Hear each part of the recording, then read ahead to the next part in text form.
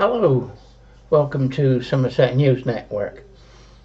Now, I'm not really a Tommy Robinson fan, but I think the way he's been treated is totally unfair. I think he's become a political martyr. He was a political prisoner put in jail. What did he do? Tommy Robinson questioned the grooming gangs around the country. Most major cities have grooming gangs. They're drugging girls. They're passing them around. It's wrong. It's illegal. It should be stopped. There was a report in the Times about Rochdale. There was a 14-year-old girl in a house, and the men were lined up down the stairs waiting to go in and rape this 14-year-old girl. The father was outside. He called the police. Police turns up. They go in. They arrest the 14-year-old girl for being drunk and don't do anything to the men. They get away with it.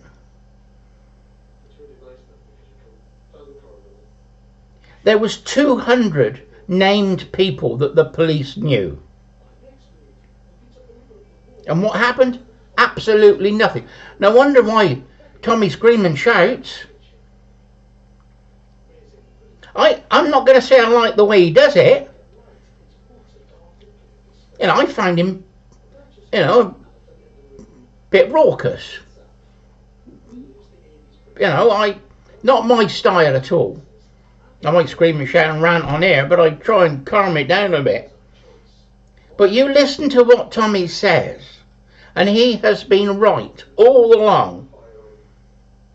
We've had one gang last month got jail time. There's only 4 or 6 of them, and wasn't a lot of people. But there's 200 names that they know, and nothing happened. It seems that the police do their job, goes to the Crown Prosecution Service, and because they're of an ethnic minority that might cause trouble if they get arrested, they don't do anything. Who was the head of the Crown Prosecution Service? Mr. Starmer, our Prime Minister. He says that the Crown Prosecution Service didn't prosecute Jimmy Savile. He says that never crossed his desk. Well, it might never cross his desk, but did he talk to somebody outside, in the coffee bar? He must have known. And this is what the problem we've got. It's 2-tier Starmer again. And the policing that he was doing in the Crown Prosecution Service is now going on as Prime Minister. Tommy has been arrested on terrorist charges. The last thing Tommy is a terrorist.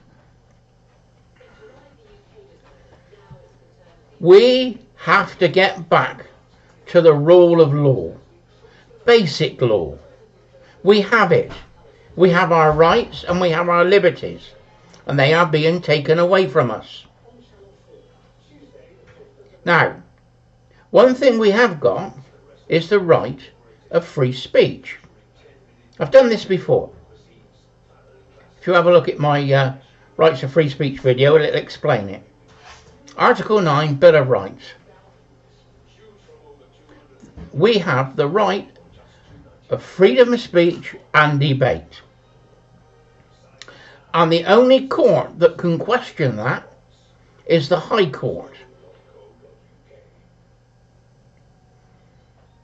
which is now the law lords that would have been in Parliament are now the High Court.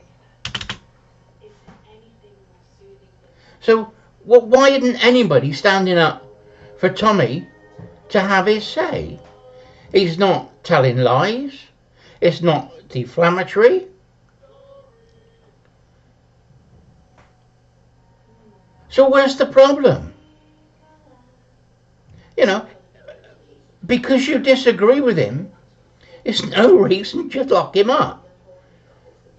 It's like they're locking up people who put posts on Facebook.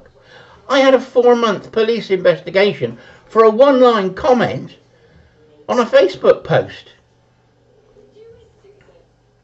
My defence that I maintained throughout the inquiry was Article 9 of the Bill of Rights.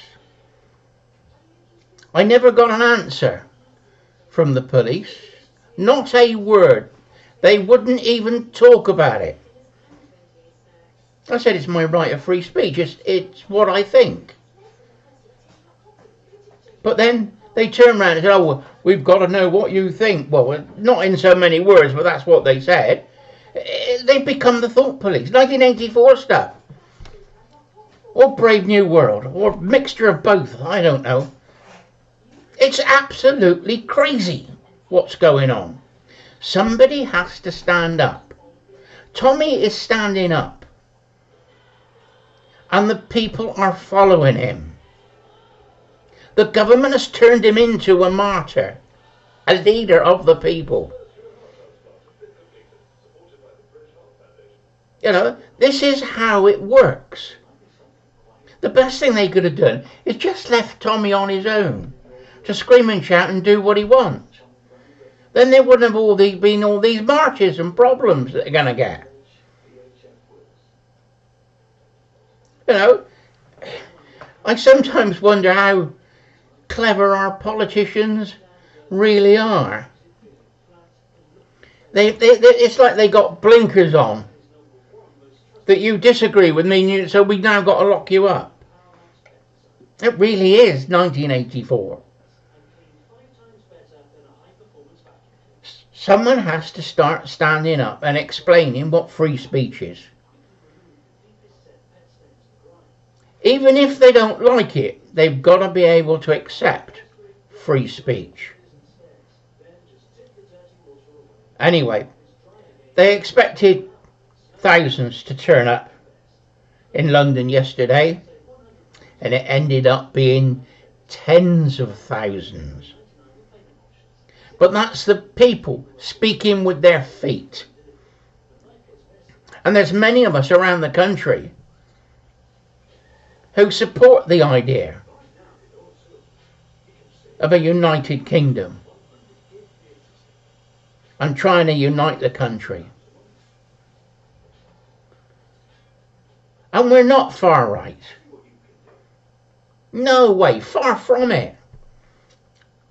I fought fascists all my life. I fought the left all most of my life as well. You know, follow the middle ground. That's me. I'm politically independent. I'm not affiliated to any political party. I'm a free thinker. I say what I think. But now I've got to moderate my language, because I'll have another knock at the door and a policeman there asking me, excuse me, sir, I want to know what your thinking is. Well, why aren't they saying, you have the right of free speech, what you said we disagree with, but you have the right to say it?